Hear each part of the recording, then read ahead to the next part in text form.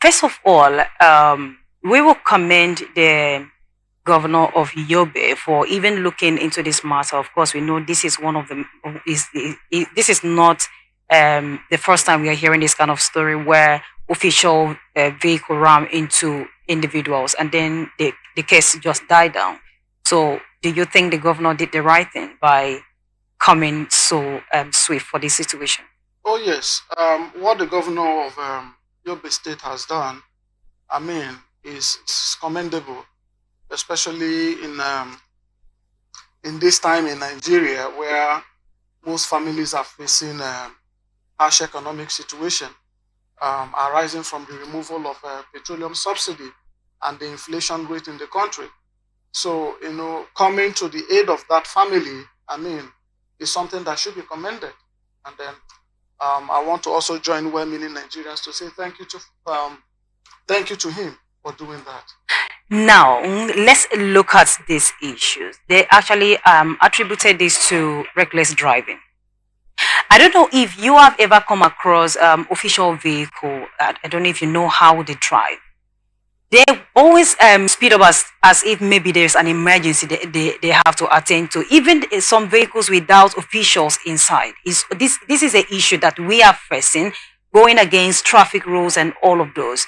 What do you think need to be done to mitigate these issues that we're facing? Well, this is democracy, and then the rule of law stipulates, no one is above the law. Okay.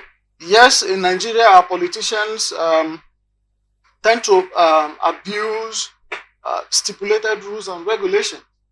But then I think if we begin to clamp down on them, if this government of the day, if they are responsible enough to say, you know what, there are rules and regulations. Okay, you must not disobey traffic light, no matter who you are. I mean, I was in this state some years ago when Rotimi Amechi was the governor of the state. Okay, he single-handedly stopped a convoy. Okay, because they disobeyed the traffic rules. Okay, so if government officials, if the government of the day will say, you know what, no matter who you are, you must be subject to the rules and regulations governing the land, I think every other person will follow suit.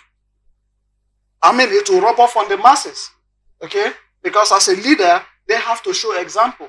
But when they are reckless about these things, reckless driving, not minding traffic rules and regulations, I mean, society, people will not even obey them. Now, it's one thing for the masses to go against the rule, and then the leader comes,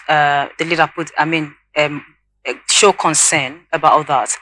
But in a situation that we are talking about the leaders here, I mean, in our country, what we have there is that no one is against the law. No one is above the law. Yes.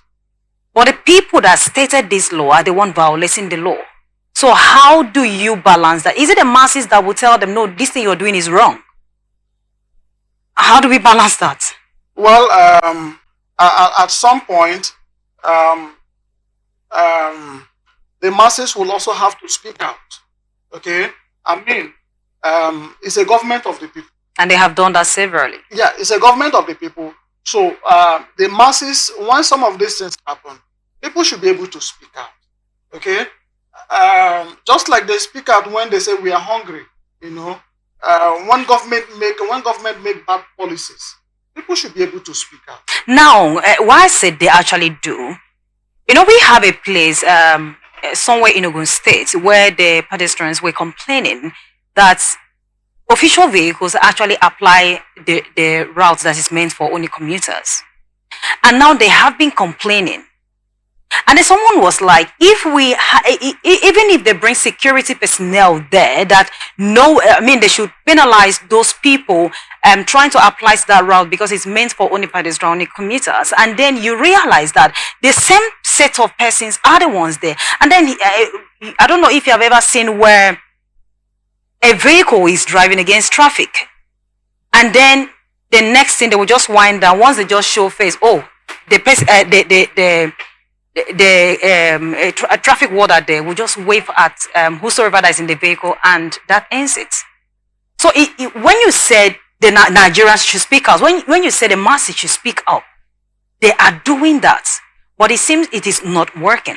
So now that's I'm asking, what do you think, which other way do you think can be, measures can be put together to be able to mitigate this? Because it's really an issue. You can imagine if you're walking on a road that is one way, you don't need to look two sides because you know this is it. And then at the end of the day, we are hearing a different story. So what do you think can be done? We keep hammering on this every day. Well, whether we like it or not, people have to be responsible. The government of the day will have to be responsible. Okay? The security agencies will have to be responsible. All right? Because no matter how we shout at it, no matter how we look at it, if as a government, if as a people we are not responsible, these things will continue to go on. Okay? And that is why there is a common mantra: if you see something, say something. Okay? The government will have to be responsible. It doesn't matter who you are. This is democracy. If you're at fault, you're at fault. And then it's high time we begin to take responsibility for our actions. If the government is at fault, there are mechanisms. There are mechanisms within the government to punish offenders. And then it is right time, okay, government begin to punish its officials, her officials, for doing wrong things.